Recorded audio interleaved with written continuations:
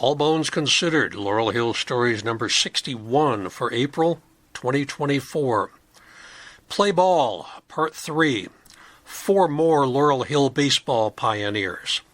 Schlichter, Cub Stricker, Jack McFetridge, and Pete Childs.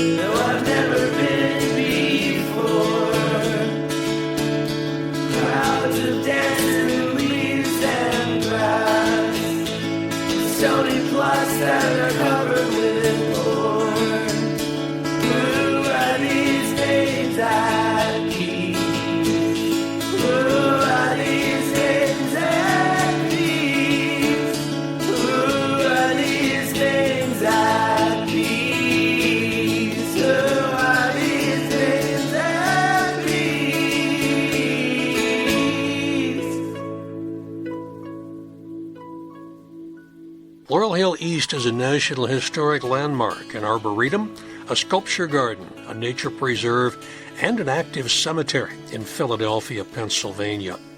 It opened in 1836 and remains a popular visiting spot for tens of thousands of visitors every year. Its sister cemetery, Laurel Hill West, located across the Schuylkill River in Ballackinwood, was founded in 1869. It has a history and a population of its own. I am Dr. Joe Lex, retired professor of emergency medicine at Temple University in Philadelphia, volunteer tour guide at Laurel Hill East and Laurel Hill West, and volunteer podcaster. April, baseball season is upon us once again. I've done 2 prior episodes of Play Ball. Former baseball players interred at Laurel Hill East or Laurel Hill West. In November of 2019, All Bones Considered number 7, I talked about Harry Wright, the father of baseball, Ben Scheib and Al Reach, sporting goods manufacturers who founded the Athletics, Harry Callis, who was the voice of the Phillies for decades. Part 2 of Play Ball was October of 2021, All Bones Considered number 31. Then I told you about Wes Icicle Fissler, who scored the first run in Major League history, and Lon Knight, who threw the first pitch in Major League history, although he's now in an unmarked grave. Harry Luff, a bad man who skipped from league to league to avoid the law, and Orator Schaefer, who still holds the Major League record for most assists by an outfielder in one season. It's time for Part 3, and yes, there will be at least a Part 4 and possibly a Part 5. Rachel Walgamuth keeps finding baseball players for me at Laurel Hill West. Today, 4 more men who played our national pastime but are only vaguely remembered today. Henry Walter Slick Schlichter started as a bantamweight boxer and a boxing promoter. He became a sportswriter, and then he partnered with black baseball pioneer Saul White to organize the best Negro League team in the country at the turn of the 20th century. Fortunately, Phil Williams of the Society for American Baseball Research gave me about 90% of what I needed to do that script. Cub Stricker was a good fielding second baseman with a hot temper who was arrested on the field to avoid fan rioting when he struck a heckler with a thrown baseball. Jack McFetridge was the best amateur pitcher in Philadelphia for years, and when he finally went pro, it turns out he wasn't that good. David Nemec wrote his story for the Society for American Baseball Research a few years ago, and I'm using it primarily for my script. Pete Childs was a fine second baseman and served in that role for the 1902 Phillies. It was while he was player manager for an Ohio League team that he pulled the unfathomable feat of throwing one pitch as a reliever and getting 3 outs. I had planned to talk about Francis Richter, who is enshrined in the Baseball Hall of Fame, but I will save him for a later podcast. These 4 men I'm talking about today were born within about a 10-year time span. 3 are interred at Laurel Hill West, 1 at Laurel Hill East. They are featured in this month's episode of All Bones Considered, Laurel Hill Stories number 61 for April 2024. Play Ball, Part 3. 4 more Laurel Hill baseball pioneers.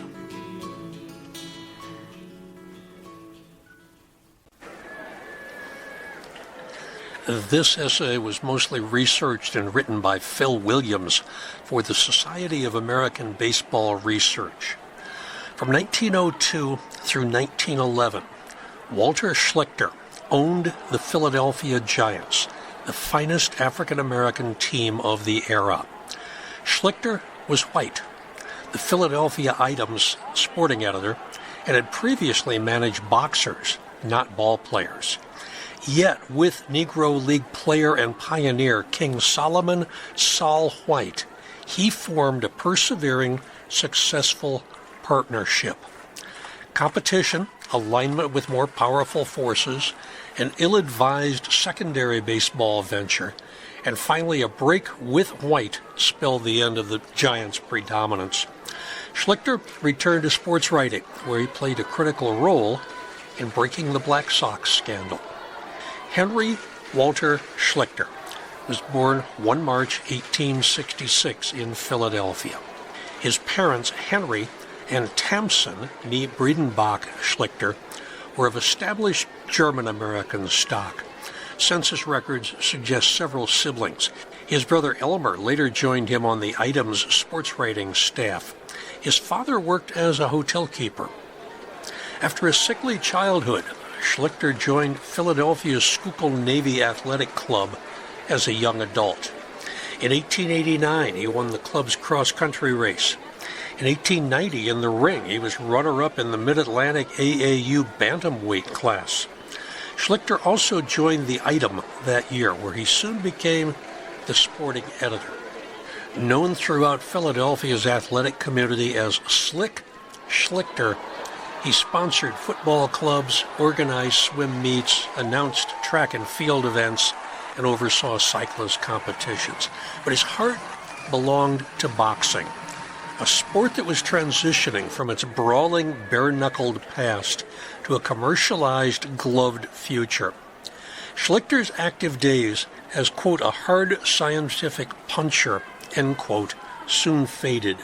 But by the end of the decade, he was established as a referee of recognized ability and a popular manager of boxing affairs. In February 1898, he married Mary McAllister.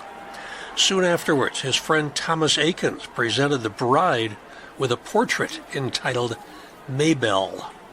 Schlichter occasionally took Akins to local fights, and in April 1889, the painter witnessed his friend referee a bout between Charlie McKeever and Jack Daly. Afterwards, Akins posed the 3 principals separately in his studio. The resulting work, Taking the Count, remains a masterful depiction of American sporting life. In its serene depiction of a violent bout, Schlichter occupies the center of the painting, attentive only to the fallen and dazed Daly. Schlichter seemed poised to emerge as a leading force in boxing. He managed Philadelphian Martin Judge, who gallantly but unsuccessfully fought Baltimorean Joe Gans 3 times in 1899. In January 1902, while managing the Penn Athletic Club, Schlichter arranged a February fight between lightweight champion Frank Erna and Gans. Yet New York promoters squeezed him out of his club role, and Erna backed out of the fight. The reset Erna-Gans showdown, sans Schlichter, occurred that May in Ontario. Gans KO'd Erna to become the first African-American boxing champion. On 28 October 1902, The item reported that, quote, a new colored baseball team had been organized with headquarters in Philadelphia, end quote, and that these, quote, Giants will be under the captaincy and management of Saul White, end quote. This was only the latest iteration of an established brand. A black Giants baseball club played intermittently in Philadelphia in the 1880s and 1890s. In July 1901, Gans briefly operated the Philadelphia Giants squad in Baltimore. On the Giants' reemergence, White wrote in 1907 that, quote, Harry Smith, baseball writer of the Philadelphia Tribune, it's an African-American newspaper, conceived the idea of a professional team to represent Philadelphia, end quote. White also later wrote of how Schlichter arranged a 30 September 1901 exhibition game between the all-black Cuban ex-Giants and the Philadelphia Athletics at the latter's Columbia Park. The item significantly promoted this match beforehand, and only about 1,670 people attended the game, which ended in a 4-4 tie after 11 innings. But the mostly African-American crowd was quite enthusiastic.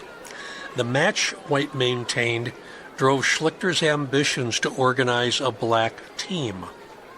Schlichter's boxing background served him well in independent baseball.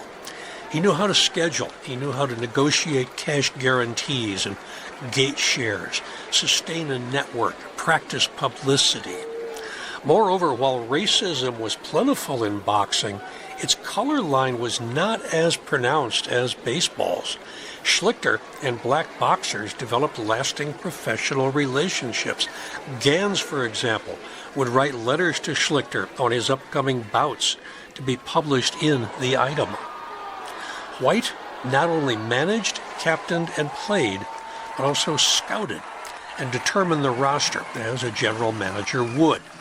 He also aided with business management.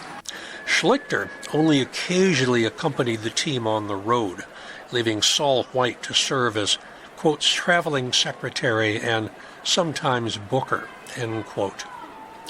The era's racism determined that a white owner had greater access to capital resources and other white power brokers. Yet throughout baseball history, many a successful owner has granted a talented general manager free rein. The relationship between Schlichter and White was grounded in mutual respect.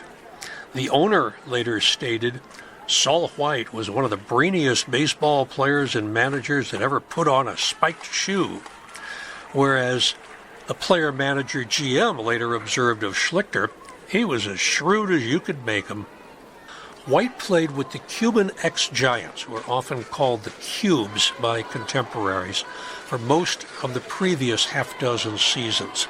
He signed many of their stars for the Philadelphia Giants, who were also referred to as the Phillies. That means that the Philadelphia Phillies were in the National League at this time. So there was a white Phillies in the National League, and then there was a black Phillies that was a freelance team that would play pretty much anybody they could set up a game with and get paid. On 23 April 1902, these Phillies walloped Camden City 12-4. By 8 September, this squad possessed a 70-33-2 record. But Schlichter could not entice the Cubes owner, Ed Lamar, to a series between their teams. Instead, the Cubes enticed Williams and Hill to jump pack. Financially, it was bust. White later wrote of the Phillies' debut season, claiming both he and Schlichter lost money. Otherwise, it was a grand success. That offseason, Schlichter and White abandoned the cooperative payment plan, where dividends were distributed to players on an often uneven basis, based on owner-determined profits. Instead, as White later recalled, quote, we copied a big league contract which called for a 10-day notice of release and salaries the 1st and the 15th of every month. These salaries ranged from $60 to $90 per month in 1903. White took considerable pride in this pay structure's implementation. It likely proved a selling point in his recruiting. Now, players, once recruited, needed to be retained. To this end, Schlichter enrolled the Phillies, again, this is the Black Phillies, into the first of a dizzying sequence of leagues they would join in the coming years. The newly formed National League of Independent Baseball Clubs. The purpose of the NLIBC, the item asserted, was to prevent players from jumping their contracts. But more than anything else, better gates allowed the Phillies to turn the corner. In 1902, they apparently played only 2 games in the New York City market, where the ability of independent teams, black or white, to skirt laws prohibiting Sunday baseball made for lucrative opportunities. In 1903, the Phillies played at least 10 games in the New York metropolitan area against white teams. These appearances began with a wild Sunday victory, 16-12, over Ridgewood on 19 April, with 10,000 people in the stand. 2 Sundays later, against Hoboken, in front of 6,000, they faced semi-pro ace Ernie Lindemann for the first time. Behind Carter, Philadelphia triumphed 7-3. They also cracked the Atlantic City resort market with 3 summertime appearances. These Phillies impressed onlookers, as fine a semi-professional team as there is in the country, and in big league class. All that awaited was a showdown with the Cubs. Schlichter announced the details in July. 7-game series that September, with a substantial side bet between him and Lamar, and an agreement that, quote, the winning team will take 60% of the gross receipts and the losers 40%, end quote. With Monroe injured and the Phillies unable to solve Andrew "Rube" Foster's pitching, the Cubs took the series. As the 1903 season wound down, Schlichter filed articles of incorporation with the Philadelphia Giants Baseball and Athletic Association in Washington, D.C. With himself as president, capital stock was listed at $20,000. The incorporation papers were notarized in Pennsylvania on 25 April 1904. And that July, 3 Phillies threw no-hitters. Kid Carter versus Atlantic City on July 9th, Will Horn against Oxford, Pennsylvania on July 12th, and Foster versus Trenton YMCA on July 25th. In September, the Phillies avenged themselves on the Cubs, and they took a 3-game series. Schlichter likely was not free of his era's prejudices. The item occasionally printed racist caricatures of black athletes that, as sporting editor, he probably could have disapproved. Yet, in at least one instance, Schlichter objected to advancing Jim Crow norms. In 1903, he refused to pay a hotel keeper a fee after the proprietor forced the Phillies to change in a stable rather than in the hotel. After the 1904 season, he lobbied the independent Tri-State League to accept the Phillies, but the color line held. Quote, it was admitted that the Philadelphia aggregation was a good drawing card, a Harrisburg reporter noted, but it was thought best that they be kept out of the league. In 1905, the Phillies, White later stated, fielded, quote, one of the greatest lineups that ever composed a colored baseball team, end quote. Lefty Dan McClellan and teenaged Emmett Bowen joined the pitching staff, and with Rube Foster formed a trio of 30-game winners. Veteran Grant Home Run Johnson arrived, and indeed he led the squad with 12 home runs. Frank Grant, Pete Hill, Bill Monroe all contributed memorable campaigns, and these Phillies finished the season with a 128, 23, and 3 record. Now, by now called a trust, Schlichter and Strong formed a booking agency in early 1906. They announced they would schedule all games for the Phillies, Royals, all Cubans, and several white independents. In practice, it seems Strong increasingly arranged the Phillies' weekend matches in the New York market, leaving less profitable games to Schlichter. Slick Schlichter eventually went broke trying to run an independent black baseball team. When he cut salaries for certain Phillies after the 1906 campaign, capped meal allowances, forced players to provide their own uniforms, Slick's former player Rube Foster took a critical step, and he became a magnate himself. Quote, he called several of the players of the Philadelphia Giants together and told them, while his contract or salary had not been reduced, he did not think they were being treated fairly, and they were going to starve trying to better themselves, adding that he would guarantee their salaries offered by Philly management and place a team in Chicago. An interviewer later wrote, Foster, along with Philly infielders Nate Harris and Harry Moore, joined that city's Leland Giants. Rube Foster, of course, is in the Baseball Hall of Fame. In 1907, Saul White, who's also in the Hall of Fame, authored and Schlichter edited and published Saul White's Official Baseball Guide, a landmark black baseball book. White also reloaded with two talented youngsters that season, shortstop John Henry Lloyd and catcher Bruce Petway. According to a Jersey City correspondent, the Phillies proved, quote, the strongest team on the independent circuit, end quote, and rolled to the initial National Association crown. After the season, Pete Hill and several other Phillies left for Cuba to continue their baseball livelihoods. Meanwhile, Schlichter rubbed shoulders with Major League magnates at the National League meetings, quote, looking for protection for his colored stars, end quote. When Hill returned, he joined Foster in Chicago. Throughout the Phillies' glory years, Schlichter continued as the Item's sporting editor. A sensationalistic evening paper, it claimed more than 200,000 readers. Slick remained a regional boxing fixture. He assisted in organizing Philadelphia's first automobile show, and he soon helped to launch its Runners Marathon. In December 1907, the White Union League of Professional Baseball Clubs of America was launched. Don't confuse this with the Union Association of several years earlier. Its founder, the Union League's founder, was Alfred Lawson, former major leaguer and future visionary, or con man, depending on your perspective. Lawson was also elected the circuit's president.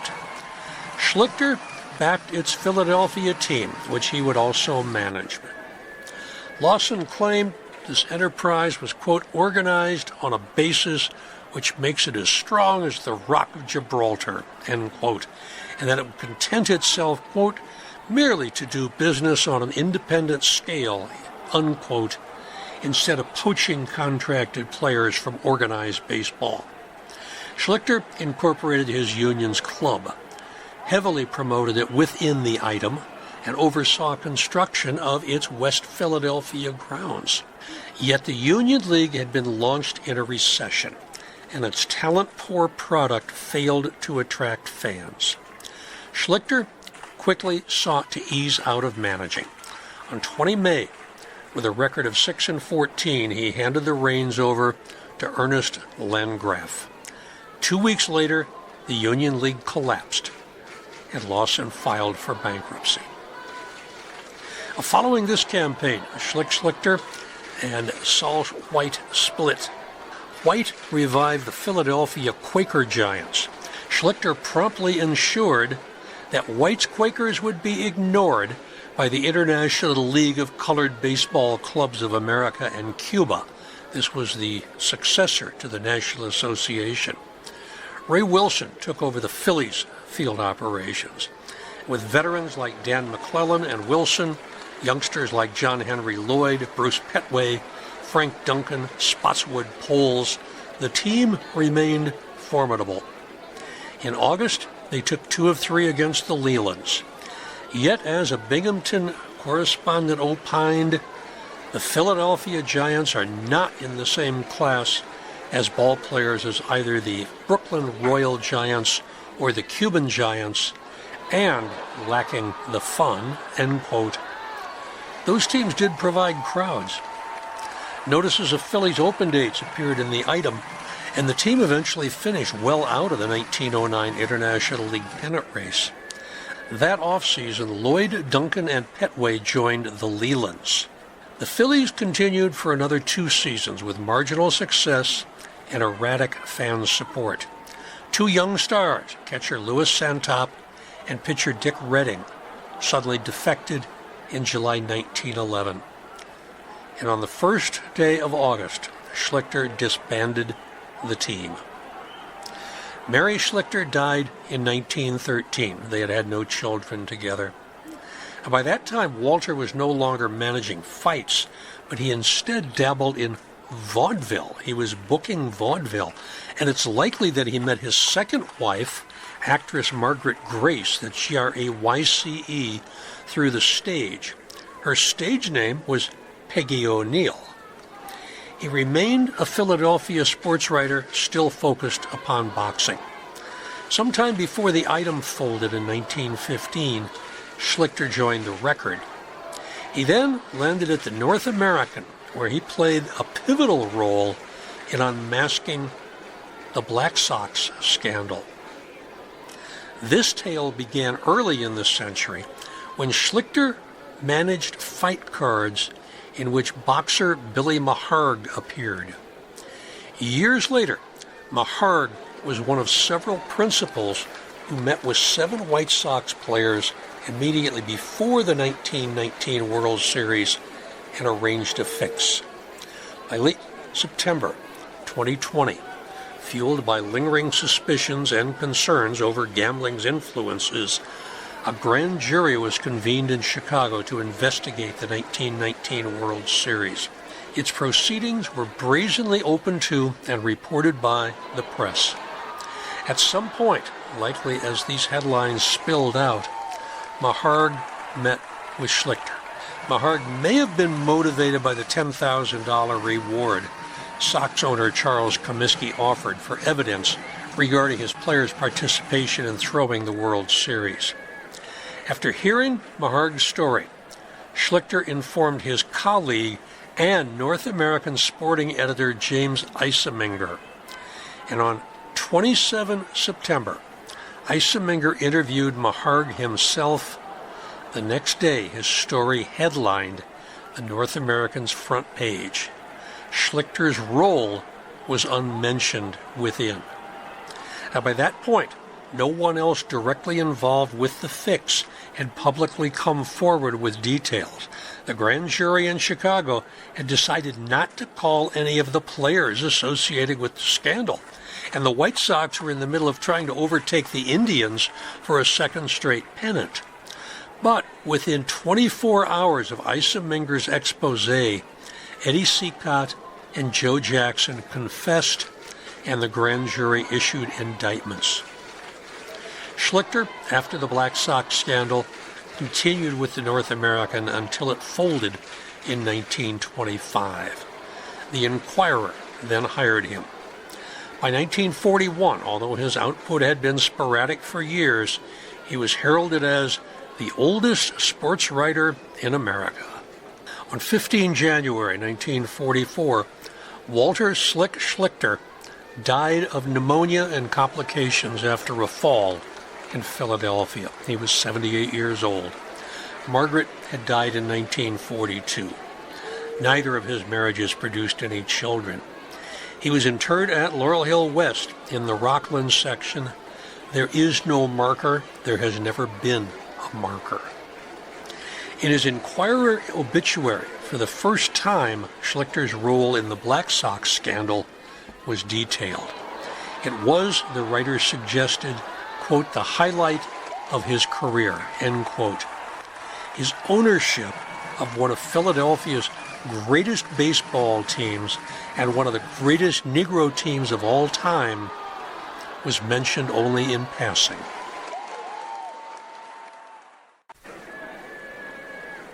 Here is a dilemma that contemporary baseball players probably don't have to worry about. In 1893, the Philadelphia Phillies were a powerhouse team in the National League. They averaged 7.6 runs per game that season, second only to the Boston Bean Eaters, who scored 7.69. The lowly Washington Senators, spared from last place by the even more hapless Louisville Eclipse, showed up for a midsummer match on August 2nd. The series had been moved from Washington for financial reasons. The change of venue did not help the visitors. They lost the first two games, 22-7 and 14-7. Now, playing second base for the Sad Sack Senators was Philadelphia-born John M. Stricker. He was playing under the name of Cub Stricker. The moniker Cub came from the infielder's rather diminutive height of 5 feet 3 inches. Now, for the next few minutes, I will read to you from the front page of the Philadelphia Inquirer for the next day, August 6th, 1883. Headline: A baseball row and cushion fight. There were lively times on the Philadelphia ball ground at Broad and Huntington Streets yesterday afternoon, and the wind-up was a grand battle of cushions, which was participated in by several hundred men and boys, and which was witnessed by 10,000 spectators. Like all baseball crowds, the one which assembled yesterday was very lively. Every seat on the right and left bleachers and in the big pavilion was filled, and the people stretched along the terrace, from the left field seats to the Broad Street fence. The excitement started with the game. The slugging done by the Phillies tickled the crowd, and they hurrahed and shouted to their heart's content for 3 innings, during which the home team rolled up 11 runs. Then the Senators changed pitchers, and in the next 2 innings, the Phillies only made 1 run. In the 6th, Harry Wright's boys hit the ball on the nose again, and the Senators played as though their hands were full of grease. This combination gave the Phillies 7 more runs, and the excitement rose to a fever pitch. The last man to go out in the 6th inning was Sherratt. He popped up a little fly, which fell in short right field. Little Cub Stricker, who learned to play ball at the old Horse Market ground at 24th and Ridge Avenue, ran out and made a nice catch of the ball. The crowd in the right field bleachers shouted at Cub and tried to make him mull the ball, but he held on to it. And then Stricker said something to the bleachers, and the latter answered back. Cub drew back his right arm and threw the ball in the direction of the right field seats. The ball struck the bicycle path and bounded into the bleachers, striking a young man named William Wright of 1805 South 15th Street in the face. Wright was lifted from the crowd, supported by 2 policemen, and led under the pavilion, where an examination showed that his nose was broken. Stricker's action and the sight of the wounded man raised the indignation of the crowd, and for the next 5 minutes, pandemonium ensued. "Arrest him! Take him out of the game!" called the crowd. And when umpire McQuaid and Sergeant Charles Egolf went toward the little second baseman, a shout of joy went up. But Cub wasn't arrested then or put out of the game. But every time after that, when Stricker went after the ball, and twice when he came up to bat and was put out, he was hooted vigorously. "We'll fix you after the game," the right field bleachers yelled to Stricker repeatedly. And after that, Cub kept very quiet on the players' bench. When the Washington went to bat for the last time, Sergeant Egolf arrested Stricker, and taking him out under the pavilion, conducted him to the 22nd District Station House at Broad and Lehigh Avenue. The threats made by the crowd made Sergeant Egolf take this action. He was fearful that if he did not get Stricker away before the crowd broke loose after the game, a riot would take place. The crowd shouted its approval over Stricker's arrest, and the cause of the trouble being removed, quietness was restored for a while. But then another complication arose. The Senators had one out, and Maul was on third. Sullivan lifted a long fly ball to left. Delahanty made a splendid running catch of the hit, sent the ball sailing into Clements. It was a close race between Senator Maul and the ball, but the Senator won by about 2 inches. The crowd, however, was under the impressions that a double play had been made and that the game was over, and the people surged over the field and diamond from all directions. It was a shouting, howling mob, and there were only 4 policemen to control it. The crowd couldn't get back at first, and Captain O'Rourke of the Washington Club wanted umpire McQuaid to give him the game because they could not play. At this critical juncture, manager Harry Wright came on the field and said, "Gentlemen, if you don't get back, we will lose the game." Those few words acted like a charm. And the crowd moved back until they were clear of the base and foul lines. Paul Radford was sent to first base on balls, and then the Senators were in a dilemma. It was Stricker's turn to bat. He was locked up a square away. If Stockdale batted out of turn, Stricker would be declared out for not taking his turn at the bat. O'Rourke was scratching his head over this difficult problem when clever Paul Radford solved it by running down to second base and, being put out stealing. The game was over. That ended the game, but not the fun. For scarcely had the players left the field before the cushion fight began, and for the next 20 minutes the air was full of flying cushions. The thickest of the fight was on the right side of the pavilion. A number of men and boys in the pavilion began the battle by throwing the cushions into the crowd that was surging across the field. The latter threw the cushions back and then stormed the stand. The fight was carried to the upper part of the pavilion, and after it was over, several hundred cushions were lying at the foot of the stairs on the Huntington Street side. The battle was so fierce and the struggle so great that the heavy railing in front of the pavilion was pulled out of place, and at one time 40 men and boys were clinging to it. It looked as if it would fall. Had it fallen, many would have been injured, and some might have been killed. The battle ended when the participants became exhausted. What this front-page article failed to provide was the final score. It was 21 runs and 37 hits for the Phillies, 8 runs for the Senators. In that 3-game series, they had outscored their opponent 57-22. John A. Stricker was born 8 June 1859 in Philadelphia. He was the youngest of 6 children. His father, William, worked in an iron forge. His mother, Rachel, was a housewife. John did not go to college, and he started his professional baseball career in 1882 with the Athletics. He had a solid, if unspectacular, rookie season. He batted .217, no home runs, 18 RBIs, 34 runs scored. He even served as a relief pitcher for 7 innings and had a notable ERA of 1.29. Stricker improved significantly in his sophomore year. This time batted .273 with 1 home run and 40 RBIs in 89 games. The Athletics won the American Association pennant.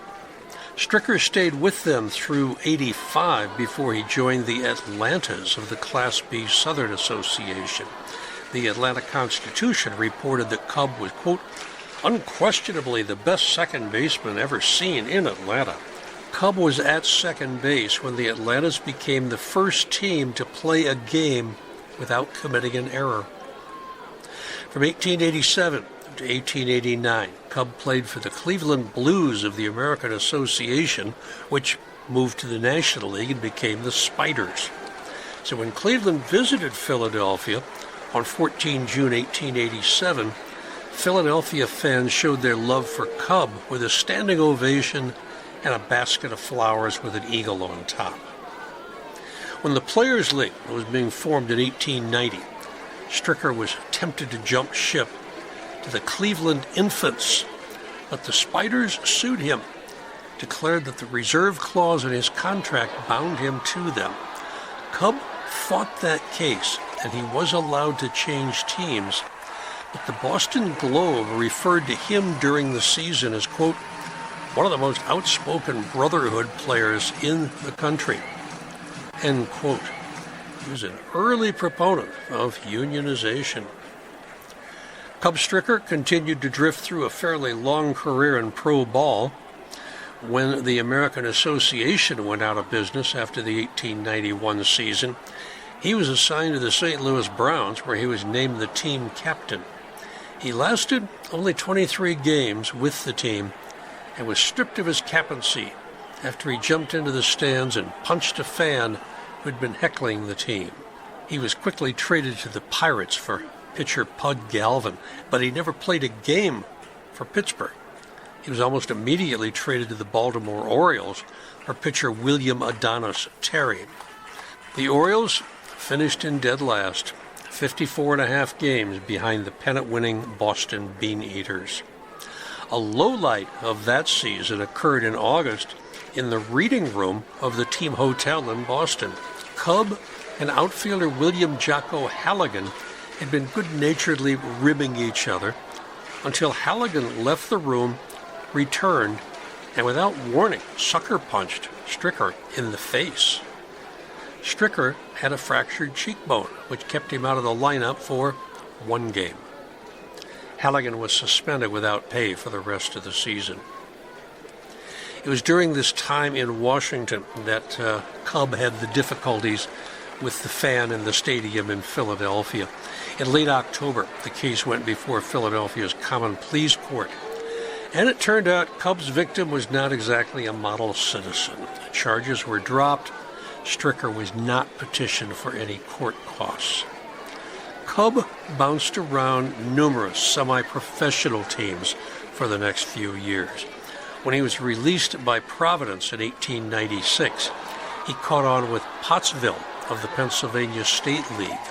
Among the competition for the Pottsville Colts, the Hazleton Quakers, that's Q-U-A-Y Curs. I wonder if that's in tribute to Matthew Quay. The Carbondale Anthracites, the Lancaster Chicks, the Allentown Goobers, did not make that up, the Harrisburg Senators, the Reading Actives, and the Shenandoah Huns.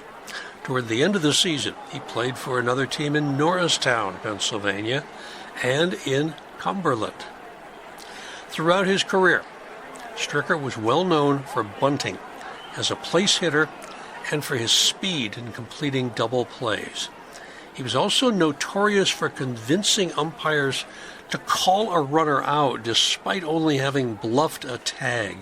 After one game where 4 visiting runners had been called out going to second base, when, quote, to everybody in the stands, it looked like Cub never even got within 10 feet of the man, end quote, Stricker was asked how many of the runners he actually touched. He replied, "What's the use of touching him and running the risk of getting spiked? All you have to do is make a pass at him and then roll the ball back to the pitcher. Honest, there ain't an umpire in the league who can see further than his nose." Stricker worked as a milk wagon driver during the off-season for a number of years during his playing days and continued to do so even after he left professional baseball. The 1910 census lists Stricker as a real estate agent. In 1890, at age 30, he married a woman named Hannah, who was 12 years older than him. Stricker and Hannah had no children. They lived in Huntington Pike, Rockledge, Pennsylvania.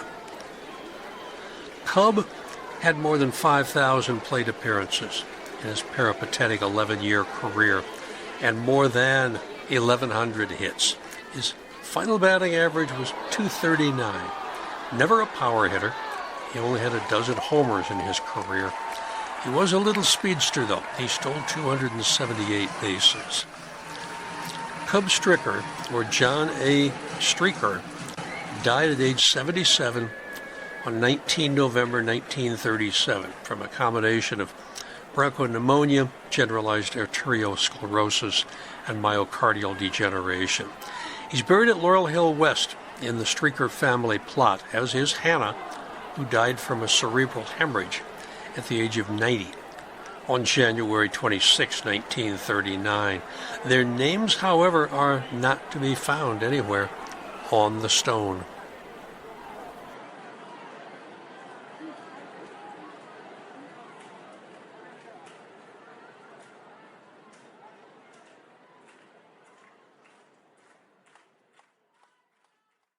We have got a lot coming up in April, both live and virtual, live at both cemeteries. Listen to this. Starting Sunday, April 7th, from 1 until 3 p.m., the Spring Arbor Tour of Laurel Hill West. Beautiful blooms. And that will be repeated on Sunday, up April 21st, at Laurel Hill East, from 1 until 3 p.m. Beautiful blooms, Spring Arbor Tour of Laurel Hill East. I'm giving a virtual tour Tuesday, April 9th from 6:30 until 8. It is pay what you wish. I wish you would pay something, donate for this. I have put in dozens of hours on this, but I'm really proud of it. It is a virtual tour of people painted by Thomas Akins, who are buried in Laurel Hill East and Laurel Hill West. I've got a couple of dozen people that Akins painted that I'm going to tell you about. Rich Boardman, one of our senior guides, is giving a Hotspots tour at Laurel Hill East on Saturday, April 15th from 10 until noon. And then the big one, Sunday, April 14th, 1 until 4 p.m. What a day. Unsinkable to unthinkable. Titanic Passengers of Laurel Hill by Laura Lewis. At Laurel Hill East, we have the bodies of 3 survivors. We have the body of 1 who went down with the ship, and we have cenotaphs for 2. And then over at Laurel Hill West, we have 6 survivors. It is an epic, epic tour. Highly recommended. Saturday, April 20th, from 1 until 3 p.m., Liberty or Death, Revolutionary War Soldiers of Laurel Hill East. That is by Russ Dodge. There's a Boneyard Bookworms on Thursday, April 25th from 6 until 7 p.m. The April book discussion is The Swimmers by Julie Otsuka. And then the last weekend, listen to this. This is really crammed. Friday, April 26th, 10 until noon, Hotspots, Bill Linhart. That's at Laurel Hill East. April 27th, Saturday, starts at 9 in the morning with a City Nature Challenge in the green section at Laurel Hill West. That goes from 9 until 11:30. And while that's going on, there's also a Sacred Spaces and Storied Places tour that starts at 10 that Joan Zubris will be doing. And then in the afternoon at 4 o'clock, Two Gods film screening and discussion. And I did not put down whether that's at East or West, so I apologize. I'll leave that to you to look up. And then finally, if you got kids that you're trying to get interested in the cemetery, here is your chance. Our resident winged fairy, Guinevere Eckert, is doing a tour for tiny taffs. Taff is short for taphophile, and that is for children, Sunday, April 28th, from 1 until 2:30 p.m. That ought to be a real treat. Okay, that's what's happening at the cemetery. Let's get back to the podcast. This article was mostly written by David Nemec for the Society for American Baseball Research. Jack McFetridge did not have to play baseball. He was a gentleman.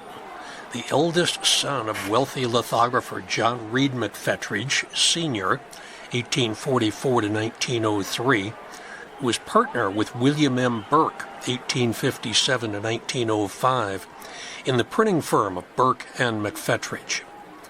The company produced lithographic trade cards, advertisements, book illustrations, pamphlets, calendars, and other printing-related material between 1877 and 1900. Burke and McFetridge had initially been colleagues at the Enquirer printing office at 304 Chestnut Street, where Burke worked as the printer and foreman, and McFetridge was a stamp agent. They purchased the printing house next door to the newspaper from William W. Harding in 1877. The Burke and McFetridge partnership operated from the second and fourth floor of the building until relocating next door to 306-308 Chestnut Street in 1884. In 1893, the firm incorporated and was renamed Burke and McFetridge Company. By 1898, the firm advertised they employed 110 hands, one of whom 2 years later caused an investigation by creditors as a result of the embezzlement of funds from the company. The company had total assets valued at between $400,000 and $500,000 at the time. And subsequently, 3 months after the inquiry, John R. McFetridge withdrew from the firm and legally filed to incorporate a new printing and publishing establishment under the name John R. McFetridge and Sons. McFetridge Sr. died suddenly in Atlantic City, New Jersey in 1903, and Burke not long after in 1905. John R. McFetridge and Sons remained in operation until at least 1945. John McFetridge Jr., whom everyone called Jack, was born 25 August 1869. He holds the dubious record for the longest gap between his first and second major league seasons of any player who debuted in the 19th century. Nearly 13 full years elapsed between his initial pitching appearance with the Phillies in 1890 and his next sighting in Phil's garb in an official National League game in 1903. Now, Jack McFetridge was catching people's eyes while he pitched with various amateur teams around town. He first spurned an offer from Jimmy Williams to turn professional with the Cleveland American Association Club at age 18 in 1888. McFetridge was pitching for the amateur Wynwood Club of Philadelphia at the time. But later that season, he agreed to practice with the Philadelphia National League Club. 2 years later, he was with the amateur Highland team of Gloucester, New Jersey, when Harry Wright finally convinced him to pitch an official game for Wright's Philadelphia Nationals. Actually, Wright probably convinced McFetridge's father, since in the days following his superb debut against Brooklyn, the Sporting News reported, "For all practical purposes, McFetridge's trial amounted to nothing, as his father has absolutely refused to permit the boy, who is a minor, to play professional ball." Yet, some 2 months later, the 6-foot-tall, 175-pound McFetridge was no longer a minor, but he continued to disdain all offers to turn pro. McFetridge's trial took place in the second game of a doubleheader at Philadelphia on Saturday, June 7th, 1890.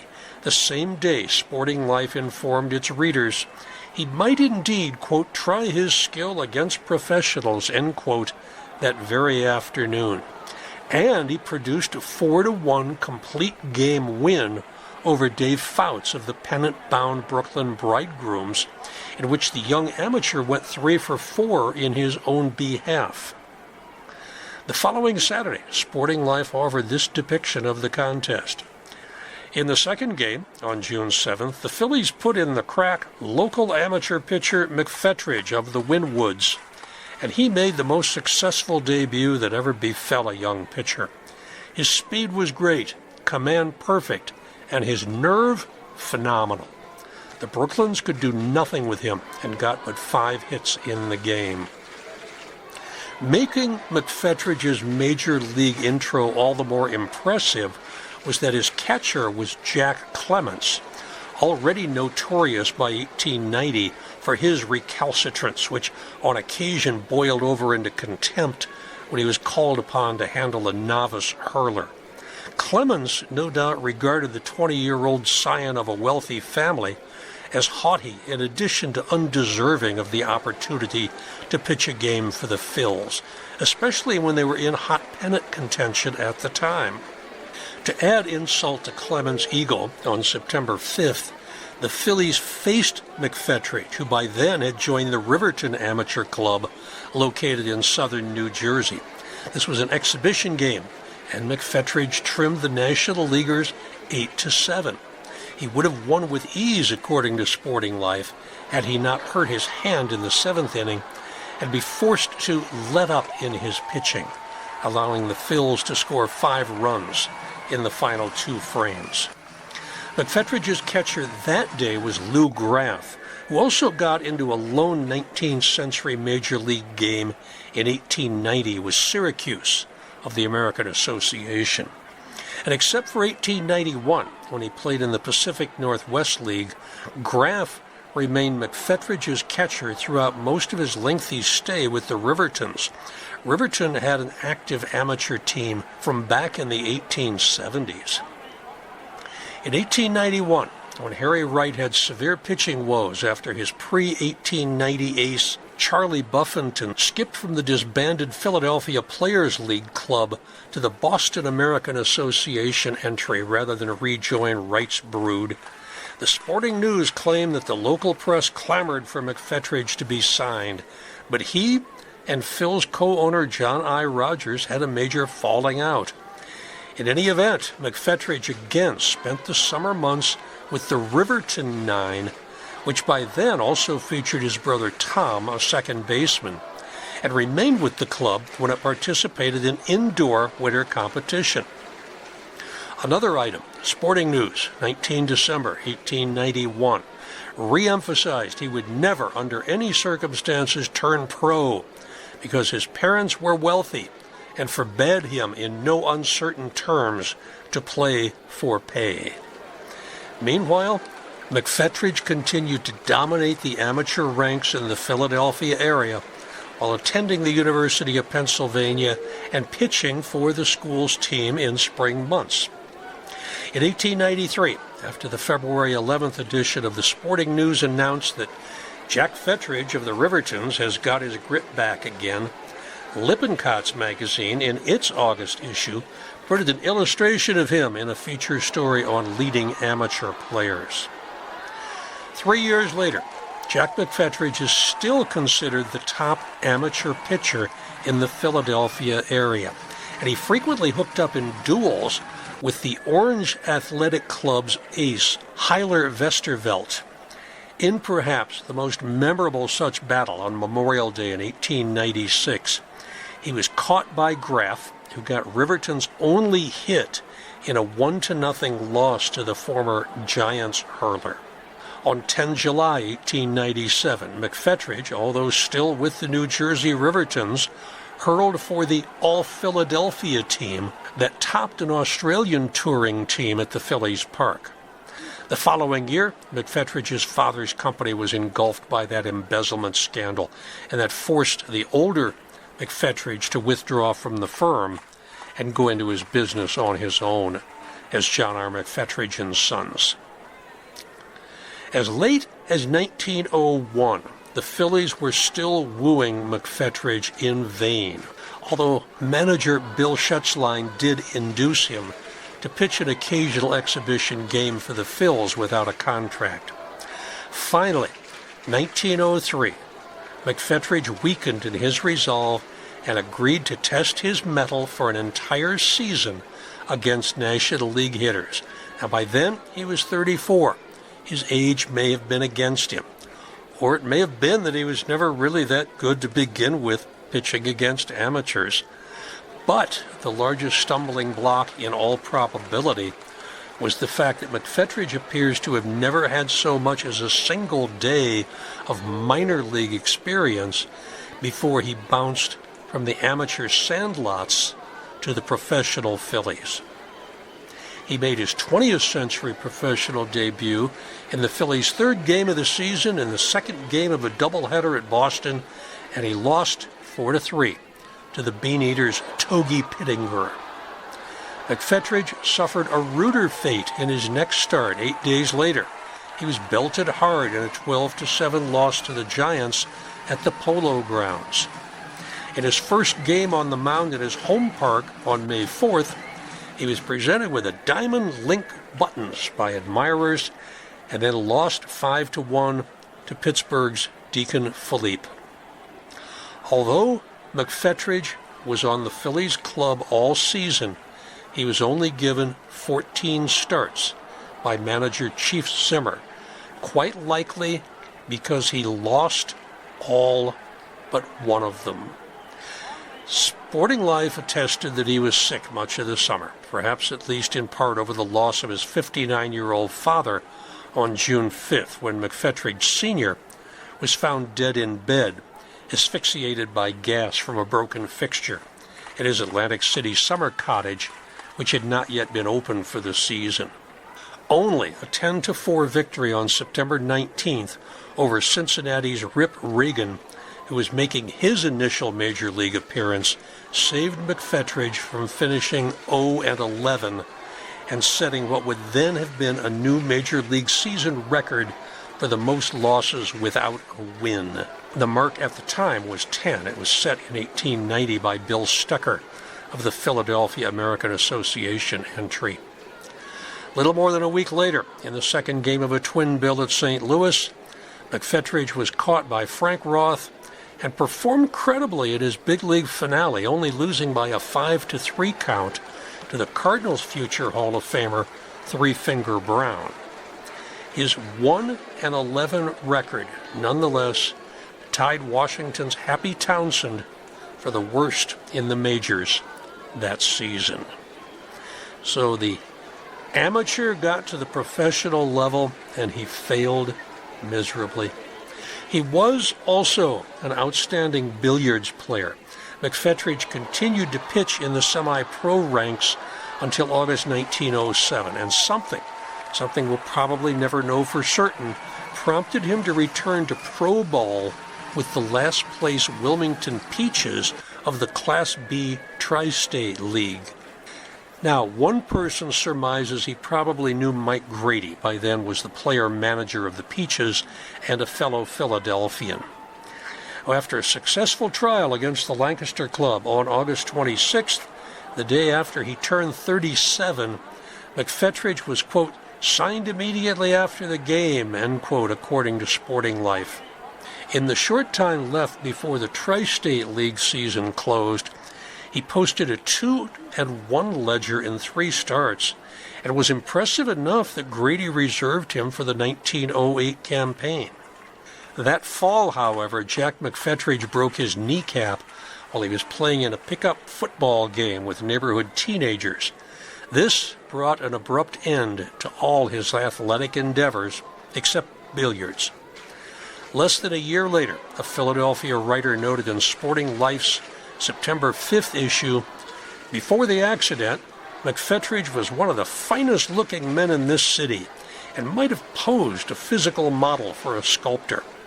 His accident, however, has made him look prematurely old, and had it not been for the musical sound of his voice as he met me, I might have passed him without recognition. It is Hamlet who says to Horatio, "Go tell my lady that were the paint on her face an inch thick, to this she must come at last." Jack McFetridge's obituary in Sporting Life states that he died at his home in Glen Olden, Pennsylvania, on 10 January 1917.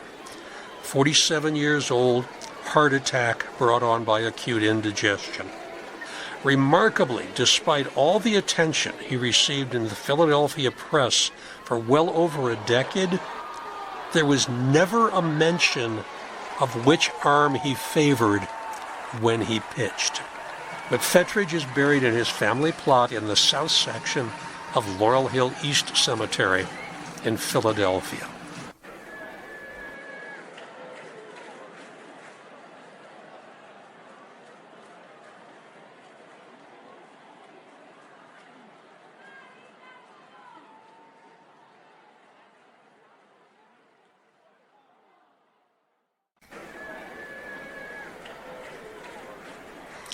On 18 June 1910, the Portsmouth Cobblers of the Ohio State League were losing to the Marion Diggers 4-3 when the Diggers came to bat in the bottom of the eighth.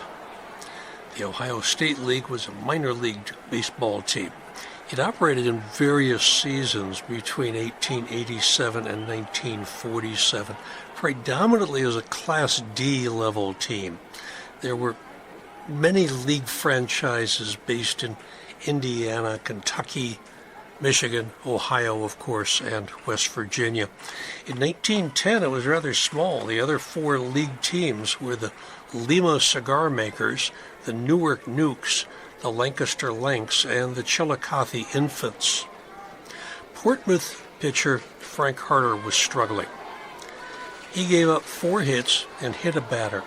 To add to his misery, the Cobblers committed an error. 3 runs scored, the bases were loaded, nobody's out. With his team down 7-3, a local newspaper covering the game said the manager and second baseman Pete Childs saw that Harder had nothing left to give. But Childs had no relief pitcher. He shrugged and he took the ball from Harder, whom he sent to field second base. Franklin Pierce Harder did later pitch parts of 3 seasons in the majors with the Reds and the Hoosiers. Childs took a deep breath and flung the ball toward home plate, where Diggers outfielder William Colligan connected and sent it sailing toward the fence. All 3 runners took off. The Portsmouth Evening Times described what happened. Quote, Colligan smashed the first ball to the fence in center field, and Portsmouth's Frank O'Day went up against the fence and made the catch with one hand. Emmett Turk Riley had gone to second, and August Gus Epler counted from third. O'Day hit the cutoff man, Wesley Horning, who threw to first to put out Riley, who stood on second with teammate Al Hummel, and first baseman William Scudder threw to third base Ed Conwell for the triple play. All right, to summarize, in what must be the most efficient relief pitcher effort in organized baseball, Pete Childs threw 1 pitch and he got 3 men out. Despite the triple play, Childs' Cobblers dropped a doubleheader that day, but they did go on to win the Ohio State League championship with a pretty decent 86-52 record. During his 5 seasons as Portsmouth's manager, Pete Childs won 3 championships. Childs spent most of his playing career and all of his managing career in the minor leagues. He only spent 2 years in the majors, and doing research on him is maddeningly complex. All right, let me explain. When Peter Pierre Childs signed on with the 1901 National League Chicago Orphans, this is just before they became the Cubs, he replaced a man named Clarence Lemuel Childs. This Childs was somewhat cherubic in appearance. He had acquired the nickname Cupid. Now, through the years, I have found several newspaper articles that have confused the two. I found one article from 1912 with the headline, Reminiscences of Old Pete Childs, former Jag star, with the opening sentence, Many are the stories told about the late Cupid Childs. 2 different people. But another 1912 article has the headline, Pete Childs, old Jag, dying in Baltimore.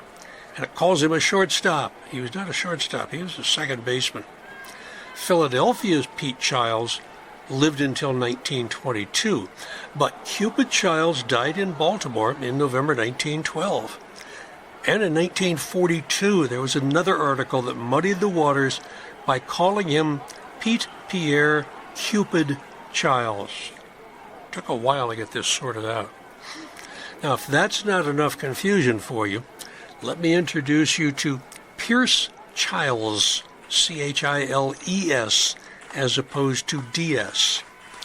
Pierce was a reprobate from Missouri who broke into the pros briefly in 1899 as a 33-year-old rookie with the Athletics. His nickname soon became, "What's the use?" Most sports writers of the period were understandably flummoxed and started interchangeably referring to Pierce Childs as Pete Childs or Pete Childs, and occasionally Pierce Childs, Pierce, as opposed to Pearce. There were about 6 different spellings for 3 different people. This Childs was in constant trouble with the law, including a statutory rape charge. Maybe it was a combination of boredom and his instinct for larceny sent him with teammate Morgan Murphy to devise a totally illegal plan to steal the opposing catcher's signals. This is a technique that came to light one September afternoon against Cincinnati. It went like this. Childs was coaching at third base. This is Pierce Childs. This is not our Pete Childs. Childs was coaching at third base. He had noted that the team clubhouse was behind the center field wall, and he figured there had to be a direct line of vision to home plate. He sent Murphy behind the center field wall with a spyglass. He would see the signal that the opposing catcher gave the pitcher, fastball, curveball, and he would relay the signal to Childs via an electrical signal over a wire that extended from Murphy to the third base coaching box. There, it was barely exposed. The ground was always damp around this area. People wonder why there was always a puddle around this area. And when Murphy hit the button, it would give Childs a little shock. And then Childs would give a prearranged hand signal to the batter. Observers remarked that Childs had a strange leg twitch when he coached. So all was explained when Red shortstop Tommy Corcoran stopped the game and found the buzzer device under Childs' foot with the assistance of the umpire and the police. But Hall of Famer Christy Mathewson's made a careless error in his 1912 book, Pitching in a Pinch, when he accused the innocent Cupid Childs, not Pierce Childs, of the scene-stealing scheme. And in a 1911 article entitled "The Athletics Do Not Guess the Plays," there's yet another discussion of sign stealing, which the article states, quote, "The signal tipping business dates back to the days of Pete Childs, who will be remembered by the fans of the State League. Childs' reputation, it seems, was not of the best when he broke into the big leagues, joining Philadelphia of the National League." They're talking about Pierce Childs. They're not talking about Pete Childs, because this article describes Morgan Murphy stealing the signs and relaying them to Childs through an electric wire. Morgan Murphy and Pete Childs never played together. So once again, a sports writer has confused the names. And then to add insult to injury, Pete's obituary in the Inquirer gave the wrong year that he played with the Phillies. I hope that I sorted that out because it was very confusing to me. But then I've got to admit there's not a whole lot about Pete Childs out there. Even SABR, the Society for American Baseball Research, does not have a biography for him, although it has nice write-ups on both Pierce Childs and Cupid Childs, who probably should be in the Hall of Fame when you look at Cupid Childs statistics. Peter Pierre Childs was born in Philadelphia, November 1871, to Peter P. Childs and Mary Landis Barkey. I find nothing about his upbringing, his education, or even when he started to play baseball. His playing size, 5'7", 175 pounds. He threw right. We don't know which side he batted from. The earliest mention I can find of him is June 1897 in an Atlantic League game. The Atlantic League, which lasted from 1896 to 1900, at this time consisted of the Hartford Bluebirds, Lancaster Maroons, Newark Colts, Norfolk Jewels, Patterson Silkweavers, Philadelphia Athletics, this is before the American League was formed, the Reading Coal Heavers, and the Richmond Bluebirds. The article read, "For the Athletics, reliable Pete Childs did some nice fielding." He batted 7th in the order. He was hitless in 3 at-bats with 3 outs, 4 assists, and 1 error, and Lancaster creamed their Philadelphia visitors 9-1. In 1897, he had switched to the Hartford Bluebirds. While there, Sporting Life magazine reported Pete was not heralded as a hitter, but he's lining them out quite regularly and playing the second cushion a good deal better than it has ever been played by any previous guardian of the bag in this town. 3 years later, Pete is second baseman for the Utica Pentups in the New York State League, including teams like the Cortland Wagon Makers, Rome Romans, Schenectady Electricians, Albany Senators, Binghamton Crickets, Troy Washerwomen, and the Oswego Grays. He had apparently come there from a team in Reading, which I can find nothing about. The article that I had said, quote, "Pete is always on the move and a man who covers a wide area of territory. He is one of the best infielders I know of in judging ground balls," end quote. 1901, Pete Childs was signed by a major league team, the St. Louis Cardinals, who had changed their name from the Perfectas only 2 years earlier. He lasted 29 games with the Cards. He batted a respectable .266, but he was released on 16 July. The next day, he headed north a few hundred miles, signed onto the Chicago National League team, which was in the midst of changing its name from the Remnants to the Orphans. The name Cubs came a few years later. Pete Childs took over second base from Cupid Childs, and in 60 games he batted .229 with 5 doubles, 1 triple, and 4 stolen bases. A local writer commented, "Pete Childs is the best thing in a fielding sense Chicago has had since the days of Fred Pfeffer. It is a mystery how a man who moves so fast after a grounder can move so slow in going down to first.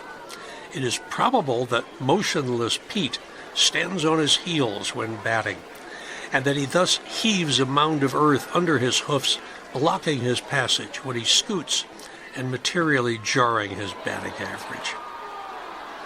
He left Chicago at the end of the season. He was soon replaced by an up-and-coming second sacker named Frank Evers, who soon connected with shortstop Joe Tinker and first baseman Frank Chance to form one of the best-known double-play combinations of the dead ball era. 19 March 1902, Pete Childs was signed by the Philadelphia Phillies. He played 123 games for them, he made 78 hits, and he fielded 945. 36 errors and 656 chances. His name occasionally popped up in the sports pages, although he seems to have played a rather uneventful season. After a year in his hometown, Pete signed on with Louisville for the next season, and he spent the rest of his career as a manager or a player manager.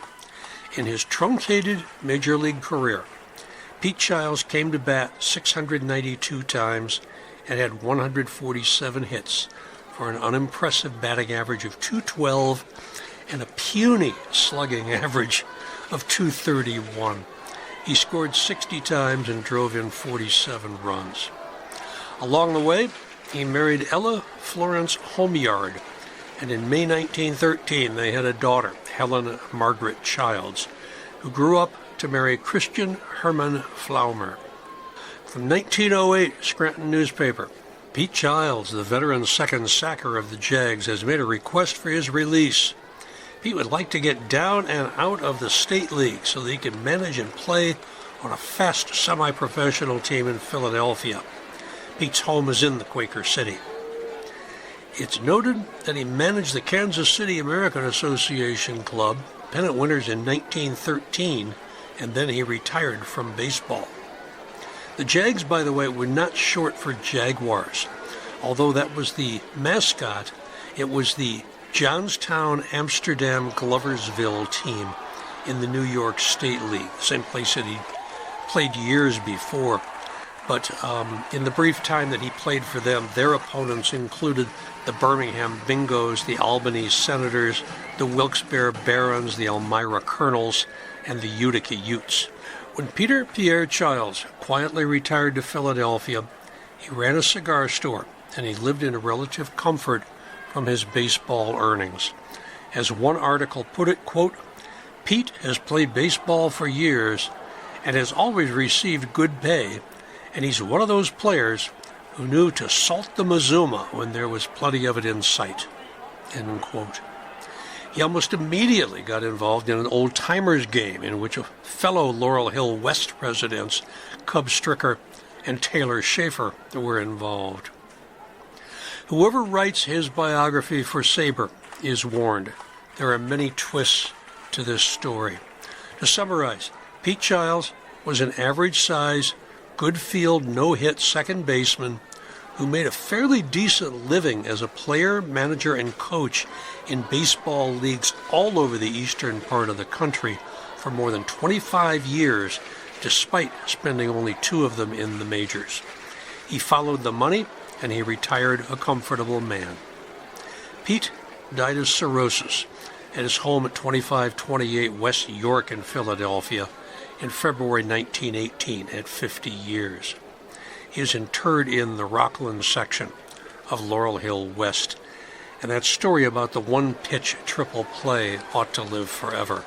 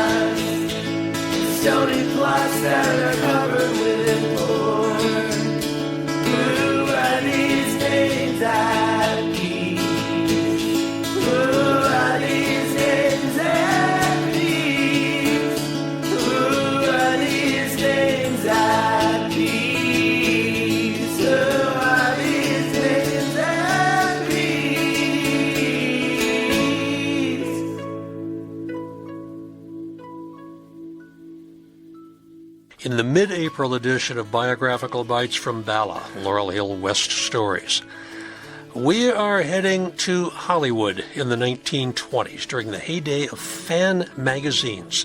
And one of the most popular magazine columnists of the day, Gladys Hall, who published dozens of interviews with movie stars in the early days of the silver screen. Gladys is indeed buried at Laurel Hill West. The May 2024 episode of All Bones Considered Laurel Hill Stories is about 4 popular Philadelphia-based magazines. I've already talked about Ladies' Home Journal, Saturday Evening Post, and the Saturday Courier in earlier podcasts. Now it's time to look at 3 popular magazines from the 19th century, Graham's, Peterson's, and Lippincott's, and one from the 20th century, Philadelphia Magazine. Laurel Hill East is located at 3822 Ridge Avenue in the East Falls section of Philadelphia. It's an easy walk from the bus stop at Ridge and Allegheny for SEPTA buses R1 and 61. Admission is free, as is parking in the lot across the street, although spaces are very limited. There's an app you can download for a self-guided tour through its 78 acres. Laurel Hill West is at 225 Belmont Avenue in Bala Cynwyd, with parking at the main entrance and at the bell tower. Your best bet for public transportation, SEPTA Regional Rail to Manayunk, or one of the many buses to the Wissahickon Transfer Center on Ridge Avenue. Cross the Schuylkill River on the Pencoid pedestrian bridge, come up the Writers Ferry Road, and it's uphill, to the entrance near the Pet Cemetery. If you download the audios I've done for self-guided tours for West, each of them will lead you to a 40 to 45 minute audio tour. It talks about the people interred along the route through the cemetery. Both Laurel Hill East and Laurel Hill West are currently open from 7 a.m. to 7 p.m. We welcome dog walkers, bike riders, skateboarders, photographers, painters, bird watchers, tree and plant lovers. We welcome everybody. Just be nice. That's what we ask. If you follow us on Instagram and Facebook, you will get a daily reminder of some of our inhabitants and activities. You can also follow All Bones Considered on Instagram and Facebook and TikTok. And once you've fallen in love with these hotspots, become a friend of Laurel Hill. And then you have the opportunity for several members-only special tours conducted each year. And that includes some inside the mausoleum tours. They may be cemeteries, but they're a couple of the liveliest spots in town. The key to finding the gift shop online is to click on Support, and then find the gift shop in the left-hand column. Our theme song, Names at Peace, was written and performed by local artist James Harrow. All Bones Considered, Laurel Hill Stories, and biographical bites from Bala, Laurel Hill West Stories are mostly researched, written, narrated, and produced by me, Joe Lex, retired professor of emergency medicine at Temple University, whom you can reach through my email. This is different now. It's jrlexjr1947 at gmail.com. Somehow my joe at joelex.net has disappeared. Remember to keep body and soul together until next time on All Bones Considered, Laurel Hill Stories, where the plot thickens.